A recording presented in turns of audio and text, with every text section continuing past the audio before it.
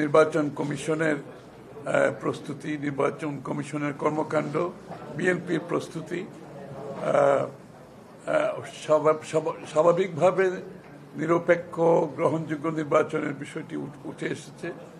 তো এই আলোচনার মধ্যে যেটা সবচেয়ে বেশি উঠে এসেছে সেটা হচ্ছে একটা নিরপেক্ষ গ্রহণযোগ্য নির্বাচনের পরিপ্রেক্ষিতে আজকের প্রেক্ষাপটটা কি সেটা আলোচনা এসছে। তো আমরা যেটা বলেছি যে এখানে বাংলাদেশের মানুষ কিন্তু বিগত এক দশকেরও বেশি সময় একটি দাবির উপরে নির্বাচনের ব্যাপারে যেটা উঠে এসেছে সবসময় সেটা হচ্ছে তত্ত্বাবধায়ক সরকারের বিষয়টা গত এক যুগের বেশি ধরে আলোচনায় আছে। যেহেতু বাংলাদেশের সুষ্ঠু নির্বাচনের অভাবে শেখ হাসিনা পুরো নির্বাচন ব্যবস্থাকে দখল করে বারবার ক্ষমতা দখল করেছে, সেই প্রেক্ষাপটে তত্ত্বাবধায়ক সরকারের বিষয়টা গত এক দশকের চেয়ে বেশি সময় আলোচিত হয়েছে। এবং আলোচিত হচ্ছে এই কারণে যে তত্ত্বাবধায়ক ব্যতীত বাংলাদেশের নির্বাচন গ্রহণযোগ্য নয়। এই জন্য সমস্ত রাজনৈতিক দল ঐক্যবদ্ধভাবে তত্ত্বাবধায়কের পক্ষে বিগত বছরগুলোতে দাবি তুলেছে। সেটা আজকের প্রেক্ষাপটেও ভিন্ন কিছু নয়। যদিও বা আজকে একটা আমাদের ইন্টারিম গভর্নমেন্ট আছে, এটা কোনো দলীয় সরকার নয়, কিন্তু তারপর ইন্টারিম সরকারের ভিতরে যে কিছু কিছু লোক আছে যারা প্রশ্নবিদ্ধ হয়েছে, শুধু বিএনপি কর্তৃক প্রশ্নবিদ্ধ হয়নি, অন্যান্য রাজনৈতিক দলের পক্ষ থেকে প্রশ্নবিদ্ধ হয়েছে। সরকারের মধ্যে যারা আছে যারা একটু বিতর্কিত হয়ে গেছে ইতিমধ্যে, এবং যে কাজগুলো হয়েছে সেই কাজগুলো আবার রিভিউ করার প্রশ্ন আসছে। তো সুতরাং সেই ক্ষেত্রে এই আলোচনাটা উঠে আসছে। আমরা বলেছি এটা যে কি অত্যন্ত গুরুত্বপূর্ণ, যদিও এই ইন্টারিম গভর্নমেন্ট নির্বাচন পর্যন্ত অব্যাহত করবে, কিন্তু এটাকে তত্ত্বাবধায়ক সরকারের আদলে পরিচালনার বিষয়টি সামনে উঠে এসেছে। এটার সাথে জড়িত হচ্ছে নির্বাচন কমিশনের কর্মকাণ্ড এবং নিরপেক্ষতার মাধ্যমে নির্বাচন কমিশন যেটা নির্বাচন পরিচালনা করবেন সেটার সাথে এটা কিন্তু খুবই জড়িত।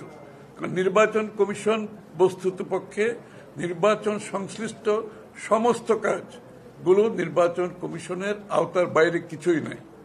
সুতরাং সেই বিষয়টা আরো বেশি প্রযোজ্য আজকে, যে নির্বাচন কমিশনকে যদি আমাদেরকে কার্যকর করতে হয় তাহলে ওই বিষয়টা সামনে চলে আসে, যে তত্ত্বাবধায়ক সরকারের যে কনসেপ্টটা সেটা সামনে চলে আসে। এটা একটা বিষয় আলোচনা হয়েছে। আর আলোচনা হয়েছে ইউকে, আপনারা জানেন ওরা তো ইউএনডিপির সাথে আমাদের এই ভোটিং ব্যালটের ব্যাপারে এবং নির্বাচন ব্যবস্থা সুষ্ঠুভাবে পরিচালনার ক্ষেত্রে তাদের একটা এখানে তাদের ইউকে গভর্নমেন্টের একটা সাপোর্ট আছে। এবং এছাড়াও বাংলাদেশ ইউকের যে সম্পর্ক সেটা অনেক গভীর অনেক দীর্ঘদিনের সম্পর্ক। এটাকে আমরা আগামী দিনে কিভাবে দেখতে চাই, আরো কার্যকর করতে চাই, দুদেশের সম্পর্ক আরো উন্নয়ন করতে চাই, ব্যবসা বাণিজ্য বিনিয়োগ থেকে শুরু করে সংস্কৃতি, এবং আমাদের যারা লোকজন কাজ করছে, একটা বড় ডায়াসপোরা আছে আমাদের ইউকেতে, তাদের সম্বন্ধে আলোচনা হয়েছে।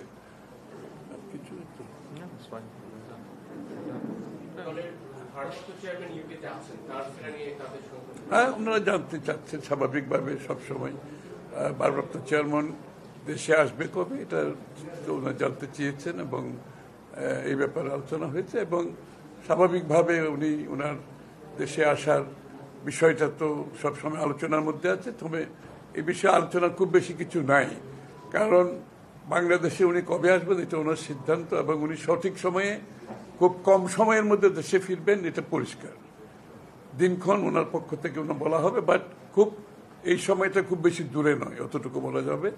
আর ওনারও তো প্রস্তুতি আছে দেশে আসার জন্য, আর উনি ওনার সময় মতো যেটা সঠিক সিদ্ধান্ত উনি নেবেন সেটা।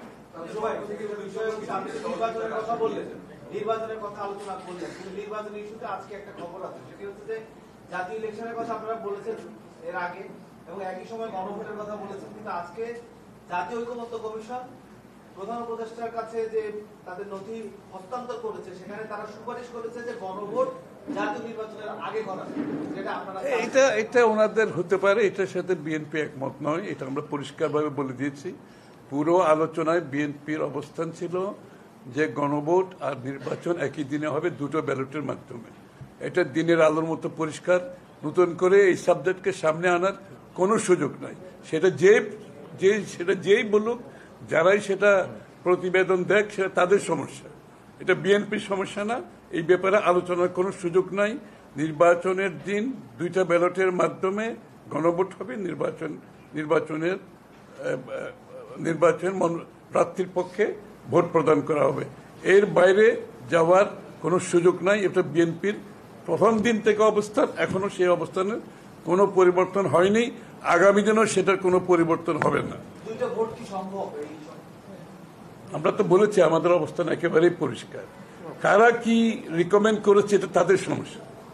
তারা তো বাংলাদেশে ভোট করবে না, ভোট করবে রাজনৈতিক দলগুলো। রিকমেন্ড অনেক কিছু করতে পারে। আমাদের অনেকগুলো রিকমেন্ডেশন ছিল যেগুলো ঐক্যমতে আসে নাই। ইট ডাজন্ট মিন দ্যাট এটা আমাদের ঐক্যমতে সই করতে পারবো না, সই করেছি তো, যতটুকু ঐক্যমত হয়েছে। একটা জিনিস বুঝতে হবে, প্রত্যেক কিছু ঐক্যমতের পরিপ্রেক্ষিতে সমাধান হতে হবে।